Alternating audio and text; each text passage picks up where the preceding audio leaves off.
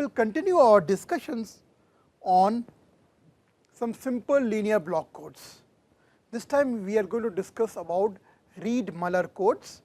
We will talk about their construction, we will give an example, we will prove some properties of Reed-Muller code, and then we will talk about decoding of Reed-Muller code. So, for any integer m and r such that r lies between r is greater than 0 and less than equal to m, there exists a binary rth order Reed-Muller code, which we denote by these parameter r and m. Reed-Muller code has following code properties. So, the length of the code is 2 raised to power m, and this dimension k is given by 1 plus m choose 1 plus m choose 2 up to m choose r, and the minimum distance of the code is given by 2 raised to power m minus r. So, let us take an example. Let us take m to be 4 and r to be 2. So, in this case the length of the code word will be 2 raised to power 4, which is 16, and since the order of this Reed-Muller code is 2, so this k will be 1 plus 4c1 plus 4c2. So, this will be 1 plus 4 plus 4 times 3 by 2. So, this will be equal to 11, 1 plus 4 plus 6. So, k is this thing, and minimum distance is 2 raised to power 4 minus 2, which is 4. Now, how do we construct a Reed-Muller code? So, to do that, let us define. So, we are defining an binary m tuple, let us call it Vi. So, for I going from 1 to m, we define a binary m tuple in this particular fashion. So, there is alternating runs of zeros and ones. So, Vi is run of zeros for 2i minus 1 times, then run of ones for 2i minus 1, like that. So, this Vi consists of 2m minus I plus 1 alternating zeros and ones, and where each of these runs of zeros and ones are for 2i minus 1. So, let us take an example. Let us consider m to be 4, m to be 4. So, then this m tuples are 2 raised to power 4, that is 16. Okay. So, what is V1? Now, V1 should have runs of zeros and ones, where this run is 2i minus 1. So, when I is 1, this is 1. So, that means we should have V1 is 0, because that is a run of 1, then followed by a run of 1 for one time, then followed by 0 one time, then 1 one time. So, like that it will continue for this block of 16. Now, what is V2? For V2, I is 2. So, 2i minus 1 would be in this case 2. So, we should have 2 runs of 0 followed by run of 1, which is repeated twice, run of zeros repeated twice, 1, 0, 1. This you continue up to block size of 16. What about V3? In this case, I is 3. So, what will be 2i minus 1? 2i minus 1 would be 4. So, you have runs of 0 for 4 times, followed by runs of 1 4 times, then again runs of 0 and runs of 1. What about V4, here I is 4. So, 2I minus 1 will be 8. So, we have runs of zeros for 8 times followed by runs of 1 8 times. So, that is how we define our this binary m tuple for each of this I going from 1 to m. Next, we define a Boolean product. How do we define a Boolean product? Let us say we have two n tuples x and y. So, I am denoting x by x0, x1, x2, x3, xn minus 1. Similarly, denoting y by y0, y1, y2, yn minus 1. Now, we define these Boolean product as, so this is bitwise AND x0 dot y0, x1 dot y1, x2 dot y2 up to xn minus 1 dot yn minus 1. So, this x0 dot y0 will be 1 only if both x0 and y0 are 1, otherwise it will be 0, and same with others. So, xi dot yi will be 1 only if both of them are 1. So, that is how we are defining this Boolean product operation. So, let us take an example. This is our V1, if you recall, this was our V1 and this is our V2. So, if we define Boolean product between V1 and V2, we write it at V1 dot V2, and V1 dot V2 will be 1 only where V1 and V2 both are 1. So, which is like this location, number 4th bit, this location, then this location, and then this location. So, you can see it's only 1 at this 4th, 8th, 12th and 16th location. All other time is 0. This is 0 for all other time. Okay. So, this is how we define the Boolean product. We also define an all 1 tuple. So, this V naught is basically all ones of length 2 raised to power m. Now, for I1, I2, I3, IL which lies between 1 and m, we can define this product vector Vi1, Vi2, Vi3, VIL, where this is basically Boolean product between these Vi's, and we say this has degree L if there are L Vi's which are participating in this product, and weight of this product is given by 2 raised to power m minus L. So, now that we have defined these tuples Vi's and the Boolean product between them, we are ready to define the generator matrix for Reed Muller code. So, an rth order Reed Muller code which is of length 2 raised to power m can be generated by the set of independent vectors, where these vectors are V0, V1, V2, then Boolean product of second order which is V1, V2, V1, V3, these are all second order product, then we will have third order product, fourth order product depending on what the R is. So, we generate Reed Muller code using these 2m tuples basically of these V0, V1, V2 and their Boolean product.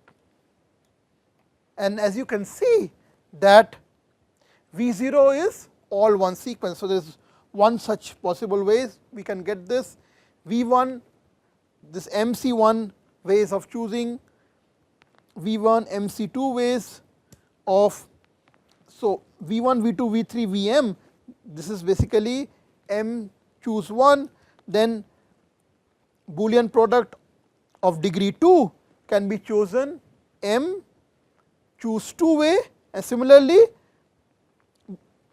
Boolean product up to order R can be chosen M choose R ways. So, that is basically the dimension of the code. Now, if we arrange these vectors V0, V1, V2 and the Boolean product up to order R as rows of a matrix, that will be our generator matrix for Reed Muller code, and each of these V0, V1 and their Boolean product, they are basically linearly independent. So, we can generate our Reed Muller code using these V0, Vi and their Boolean product as rows of our generator matrix. So, let us illustrate this with an example. We take a case where M is 4. So, M is 4 meaning our code word length would be 2 raised to power M, which is 16. So, we are dealing with Reed Muller code of length 16, and let us consider second order Reed Muller code. So, we will have to now recall what is a degree. If you go back, this product vector is said to have degree L if there are L such Vi's which are participating in this Boolean product. So, we have to write all these as rows of generator matrix up to product of degree R. So, this is your V0 vector, these are all your V1, V2, V3, V4, this is degree 1, and then these are all possible degree 2 Boolean product vectors. Because M is 4, so we will have V1, V2, V3, V4 and R is 2. So, we have to consider all possible Boolean products of degree 2. So, that would be V1, V2, V1, V3, V1, V4, V2, V3, V2, V4, V3, V4, and that is what we have listed here. And of course, you have your all one pattern, and these. So, what you are going to do is you are going to arrange these as rows of your generator matrix. So, this is your 11 cross 16 generator matrix, okay, and we will use this to generate our set of code words. Now, this another alternative construction of Reed Muller code. So, if you are given Reed Muller code of length 2 raised to power m minus 1, then you can use two of them to construct a Reed Muller code of length 2 raised to power m. So, how do you do that? So, this is done in this particular fashion. So, if you have two Reed Muller code, so one Reed Muller code of order R and length 2 raised to power m minus 1, and you have another Reed Muller code of order R minus 1 and length 2 m minus 1, then these two can be used to construct a Reed Muller code of order R and length 2 raised to power m, and in this particular way. So, first, so you can, so if this is, so this is one code of length 2 m minus 1 and this another code of length 2 m minus 1. This is your code U, which is order R, and this is U plus V, where U is given by this and V is given by this. So, in other words, you can construct Reed Muller code recursively from smaller order and smaller length code. The same thing I am writing in terms of generator matrix. So, as I said, this is a Reed Muller code of length 2 m minus 1, this is another Reed Muller code of length 2 m minus 1. First is just U, which is this code, Reed Muller code order R length 2 raised to power m minus 1, and the second one is this. So, this is your u, which is this, and the next one, this is your v, which is this. So, I can write down, so in other words, I can construct Reed-Muller code recursively from smaller length Reed-Muller code. This is another way of generating the generator matrix for the Reed-Muller code. So, let us prove some of the properties of Reed-Muller code. The first property that we are going to prove is that minimum distance of Reed-Muller code is 2 raised to power m minus r. We are going to prove this result using mathematical induction. So, how does this work? So, first we assume m to be 1, and let us check whether this minimum distance holds correct for m equal to 1. So, for m equal to 1, let us consider two scenarios, one where r is 0 and in second case r is 1. So, when m is 1, what is the length of the Reed-Muller code? It is 2 raised to power m. So, that length is 2. Okay. And when order is 0, so G will consist of only V0, which is 1 1. So, Reed-Muller code of order 0 and M1 is essentially a length 2 repetition code. And what is the minimum distance of this code? It is 2. So, let us plug that in here and see whether it is correct. M in our case is 1 and R is 0. So, this gives us minimum distance of 2, and that is precisely what we are getting. So, this holds true for m equal to 1 and r equal to 0. Now, let us see if it holds true also for m equal to 1 and r equal to 1. Now, if m equal to 1 and r equal to 1, so then the length of the code word is again 2. So, G will consist of V0 and V1. Okay. And what is my V0 and V1? V1 is 0 1 0 1 and V0 is 1. So, this is length 2. So, what I will get is G is 1 1 and this is 0 1. So, this will be my generator matrix. Now, this will generate these following code words of length 2, and what is the minimum distance between these codes? That is 1. You can say minimum weight code word is, minimum weight of non-zero code word is 1. So, minimum distance in this case is 1. Okay. And let us check. So, in this case m is 1 and r is 1. So, 2 raised to power 1 minus 1, 2 raised to power 0, that is 1, and that is what we are getting. Fine. So, then this is true for m equal to 1. Now, let us assume it is true for any m equal to m, and then we will try to prove that it is also true for m equal to m plus 1. So, let us assume that it is true for up to m and for any order where order can be from 0 to m. Let us assume that this is true. So, minimum distance is given by 2 raised to power m minus r.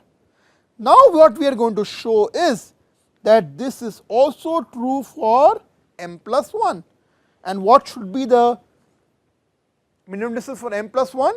It should be 2 raised to power m plus 1 minus r. So, that is this. So, next what we are going to show you is that minimum distance of rth order Reed-Muller code, Rm plus 1 Reed-Muller code is basically given by this. Now, to prove this, we are going to make use of this construction of Reed-Muller code, that Reed-Muller code of order R and M can be constructed recursively using this. We are going to make use of this construction to prove our result. So, let us see how we proceed. So, let us consider two code word f dash, which belongs to Reed-Muller code of order r and length 2 raised to power m, and let g dash belongs to Reed-Muller code of order r minus 1 and length 2m. Then we are defining two code words, then a Reed-Muller code of order r and length 2 raised to power m plus 1 is of the form we just said u and u plus 1.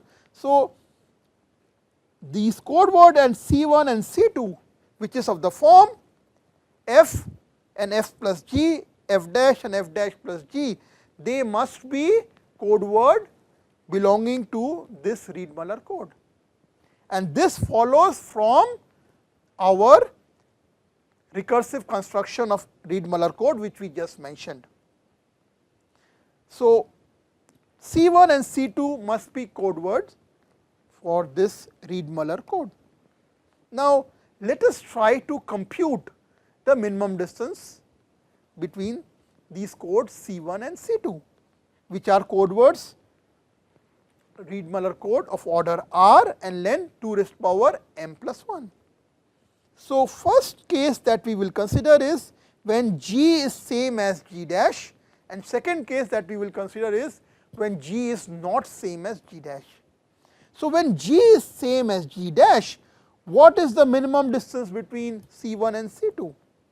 Now, if g and g dash are same, then basically your code C1 is nothing but it is f here of length 2m, and this another code word f of length 2m, and C2 is f dash of length 2m, and then you have f dash of length 2m.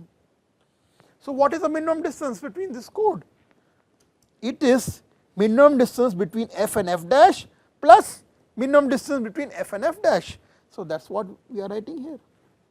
So, if g is equal to g dash, the minimum distance between C1 and C2 is 2 times the minimum distance between f and f dash.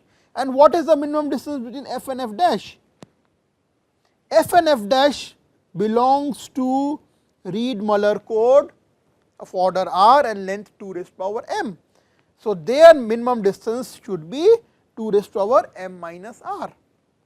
So, then from this we get that minimum distance between C1 and C2, which are two code words belonging to Reed-Muller code of order r and length 2 raised to power m plus 1, this should be greater than equal to 2 raised to power m plus 1 minus r. So, for this particular case, we have shown that minimum distance is indeed this. Now, we will also have to show if g is not same as g dash, then also we have to show that minimum distance is at least this. So, next we consider the case when g is not same as g dash. Now, if g is not same as g dash, then weight minimum distance of the code we can say basically number of positions where C1 and C2 are differing. This can be written as weight of f minus f dash plus weight of g minus g dash plus weight of f minus f dash. If we are talking about binary codes, this will be basically plus is also fine, because that is the same thing. So, if you have two code words, let us call it C1, which is f here, and this is f plus g, and then you have C2, which is f dash plus g dash, then the minimum distance between code is f minus weight of f minus f dash and weight of this minus this.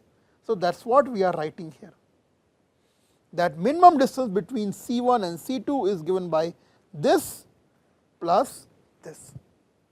Now, we also know that let us say if you have two n tuples, then weight of A plus weight of B, where A and B are some n tuples, this is basically weight of A plus weight of B is greater than equal to weight of A plus B, right. Now, if I consider A to be x plus y and B to be y, and let us say x plus y, they are all binary n tuples we are talking about, then A plus B will be x plus y, so that is given by x. So, what we will get is weight of x plus y plus weight of y is greater than equal to weight of x, right. Or we can write weight of x plus y is greater than equal to weight of x minus weight of y. Next, we are going to make use of this result to simplify this expression. This you can consider this is my x and this is my y. So, I can write weight of x plus y to be greater than equal to weight of x minus weight of y. So, when I do that, then distance, minimum distance between C1 and C2 is this term coming here, and what did I do? This was weight of x, this was x, this was y, this I can write as this is greater than equal to weight of x minus weight of y. So, this weight of x is this term minus weight of y, which is this term, fine. So, now this cancels out, what I get is weight of g minus g hat. Now, what is g? G belongs to Reed-Muller code of order r minus 1 and length 2 raised to power m. Then what is the minimum distance of this? So, what is the minimum distance between g and g dash? This should be 2 raised to power m minus r. What is r? The order here is r minus 1. So, this is r minus 1. So, this is 2 raised to power m plus 1 minus r. So, what we have shown is even when g is not same as g hat, our minimum distance is still 2 raised to power m minus r plus 1. So, now we have proved that minimum distance, if minimum distance of rth order Reed-Muller code of length 2 raised to power m plus 1 is basically given by this. So, this will conclude the proof using mathematical induction that the minimum distance of Reed-Muller code is 2 raised to power m minus r. The next result which we are going to show you is that m minus rth order Reed-Muller code is the dual code of rth order Reed-Muller code. So, let us see, this is our original code, then the dual code is given by this. Now, what do we need to show for dual code? If we take a code word from this code and if we take a code word from the dual code, they are orthogonal, right. So, the dot product should be 0. Another point which I should mention here is, let us go back to our construction of Reed-Muller code here. Please note the way these Boolean products are constructed.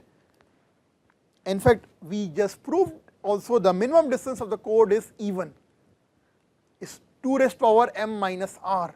So, minimum distance of Reed-Muller code is even. So, Reed-Muller code would not have odd weight code words.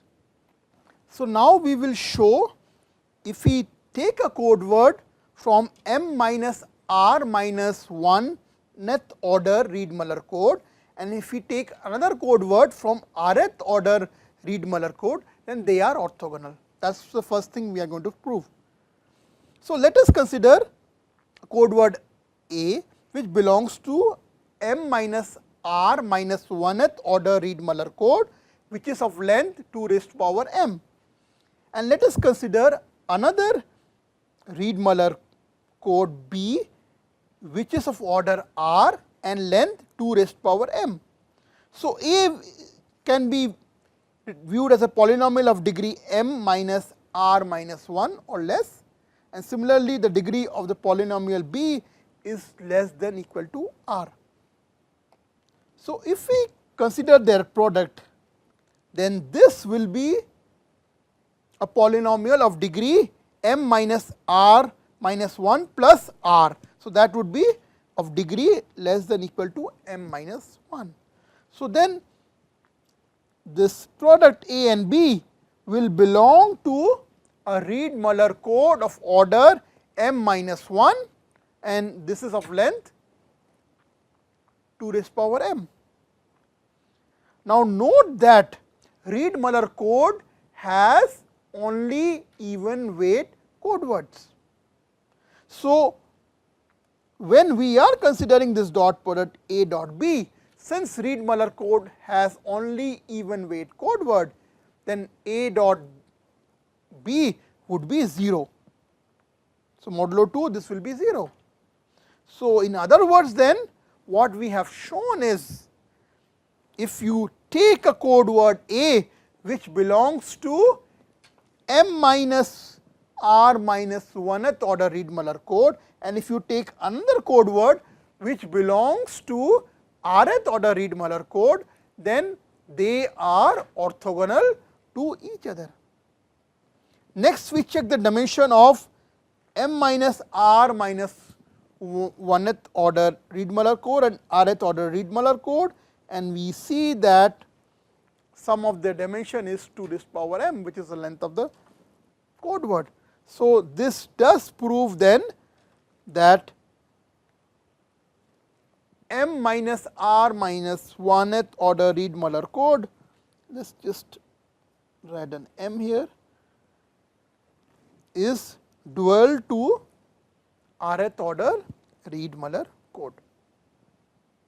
Now, let us see that some of the codes that we have studied are actually a special case of Reed-Muller code.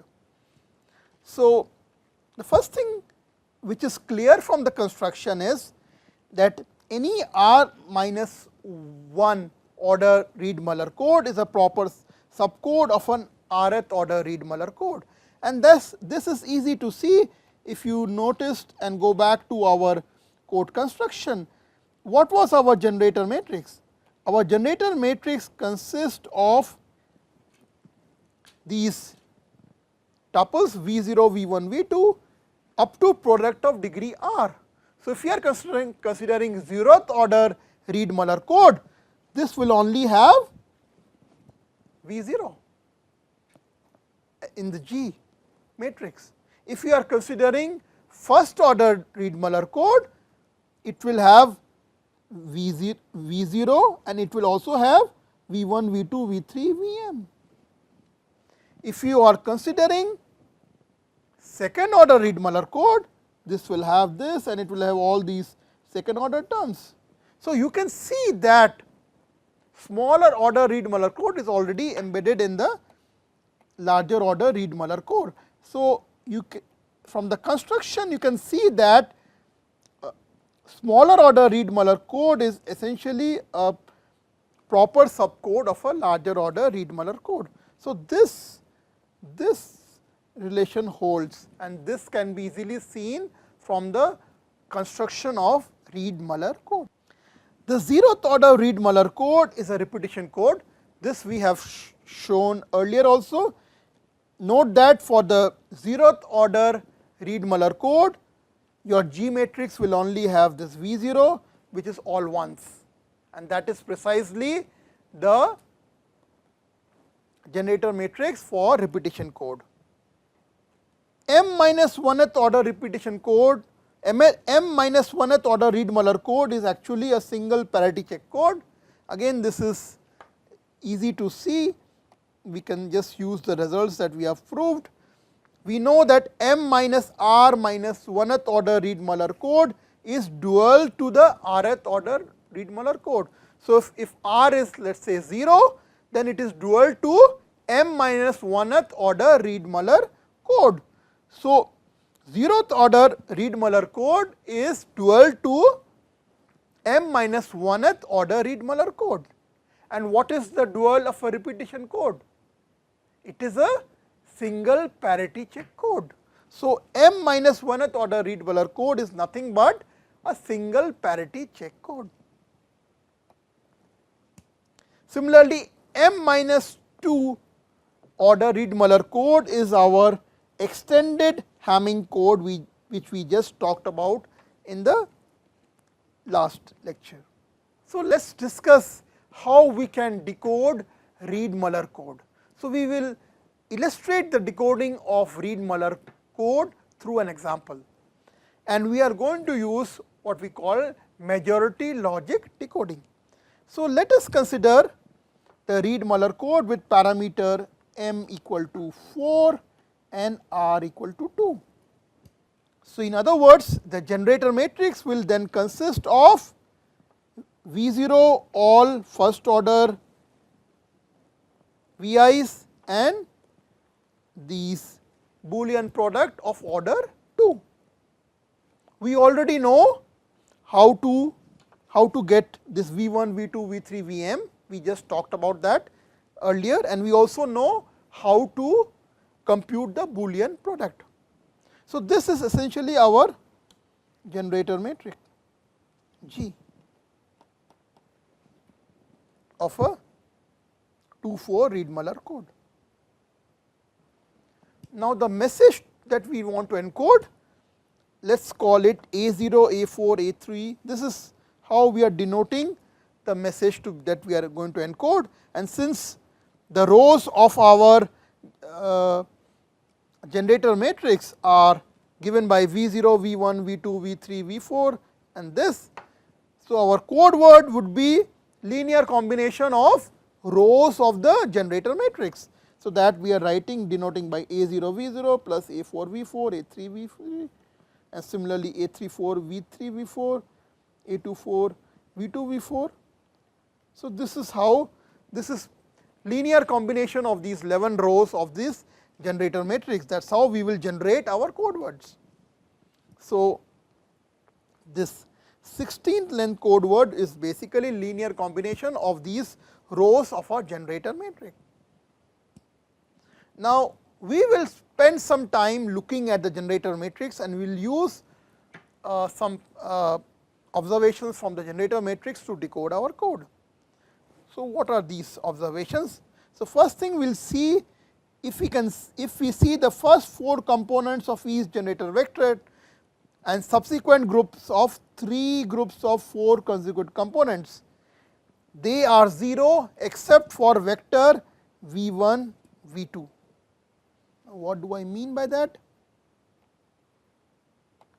So, let us look at this group of 4. This is group of 4, this is group of 4. So, what I am saying is, if you look at this group of 4 and if you add them up, let us look at this first group of 4. This will be 0, some will be 0, 0, 0, 0, this is 1, this is 0, 0, 0, 0, 0.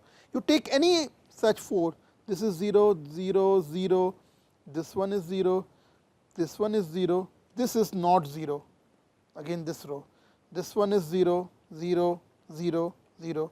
So, you take any such groups of 4, this one is 0, 0, 0, 0, 0, this is not 0 and these are all zeros. Similarly, this is not 0, these are all, if you add up these, they are all 0, 1 plus 1, 1 plus 1 plus 1, these are all 0. Same here, 1 plus 1, 0, 1 plus 1, 0. So, if you look at these bits, 4 bits at a time, you will notice except for this one V1, V2, all others are 0. Now, how can we make use of this fact? V1, V2. So,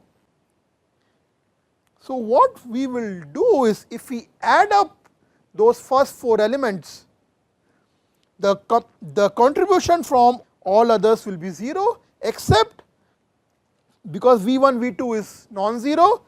So, we will get contribution from what A12 is.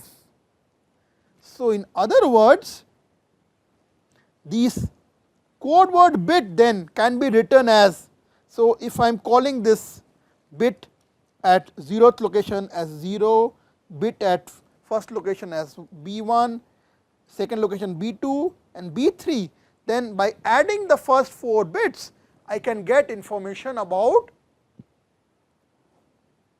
what A12 was, and this can continue for next set of bits as well. So,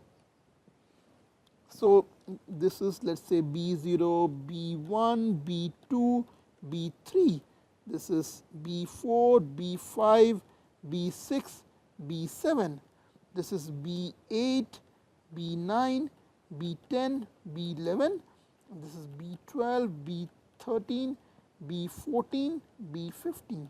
So, if I add this B0, B1, B2, B3 or B4, B5, B6, B7, B8, B9, B10, B11 or B12, B13, B14, B15, what I am getting is contributions from all other rows are nullified, only I will see the contribution effect of this V1, V2, and the bit A12 can then be found by adding these 4 columns together. So, I can get information about A12 by looking at these first 4 columns or first 4 bits of this code word. Similarly, the next 4 bits of the code word, if I add them up, I can get another independent information about A12, and same thing I can get from the next set of 4 coded bits. So, what you can see is I am getting 4 independent views about what A12 is.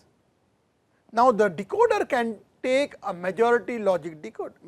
If there is no error, of course, all of them will tell me about that A12 is the same bit, whether it is 0 or 1, but if there is a single error, what you will notice is, in some of the bits, let us say there is an error in some bit location B1, then A12 here would be different from what A12 I am getting from other 3 equations, and then I will use majority logic decoding. What is majority logic decoding? So, I will take the majority decision.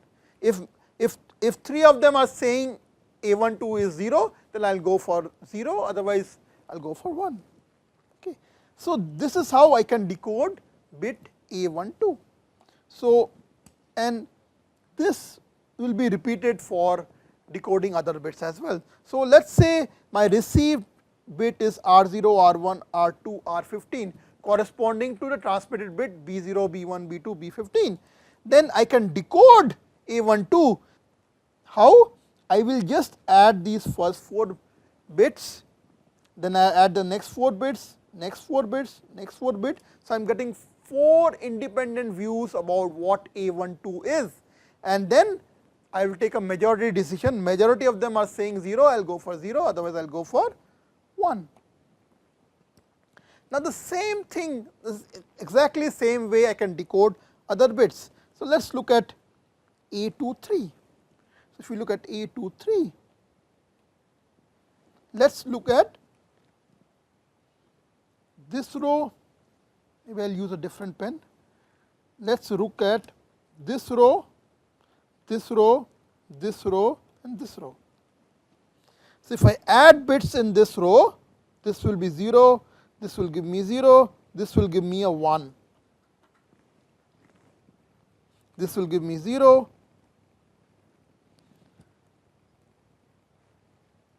this will give me 0, this will give me 0. So, you can see all rows will give me 0 except this particular row, and same thing I can repeat for, if I look at a second row, 4th row, 6th row and 8th row, I will get the same information. So, if I look at, now let us say I look at this row, if I look at this row, this row, this row and this row. So, this will give me 0, this will give me 0, this will give me 0. Now, here this is a 1, this is a 0, this is a 0 and this is 0. So, this will give me 1 and all other rows will give me 0. So, if I add up these bits 4 bits at a time, in similar fashion I can get independent information about A23. So, again the point to be noted here is what you need to do is you look at this and find out basically like combinations of these received bits which will give information about one particular transmitted bit and not others, and once you do that you can similarly do for other bits.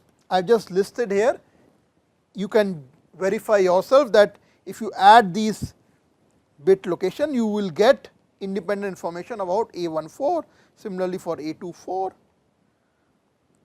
and A34. Now, once you have decoded A12, A23 or once you have decoded all of these, again remember the way we are decoding is, so we are getting 4 independent views about the same bit, majority of them are saying it is 0, we go for that, or else if majority of them are saying they are 1, we will go for that.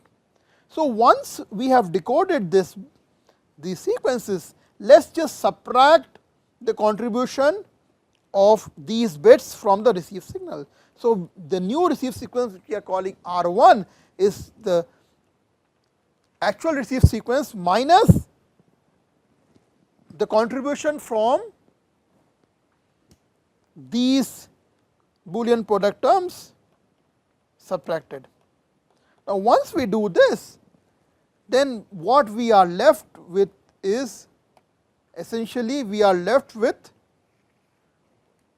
this. So, we are now left with decoding A0, A4, A3, A2 and A1. So, first we try to decode the rth order terms, then we try to decode r minus 1th order term, and finally, so here we first decoded the terms related to the second order. Now, we will try to decode these terms which are related to the first order, and we will again follow the same procedure.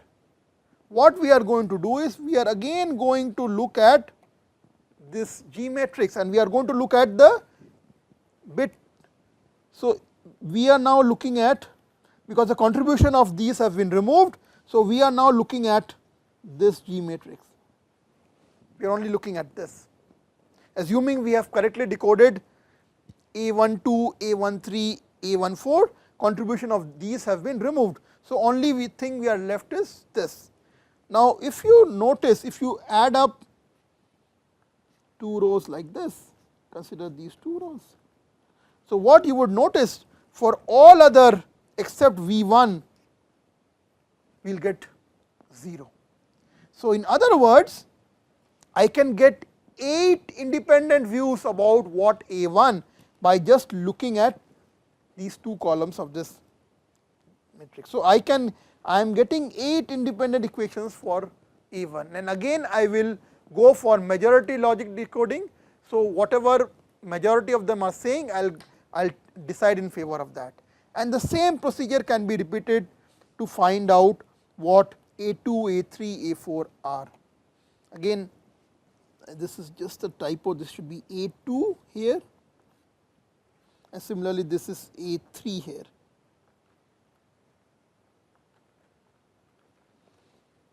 And this is A4 here. Okay. Now, this is exactly same procedure I followed for A1, we are using for A2, A3, A4, A4 and then we are getting independent equations, 8 independent equations, and we take majority decision in decoding these.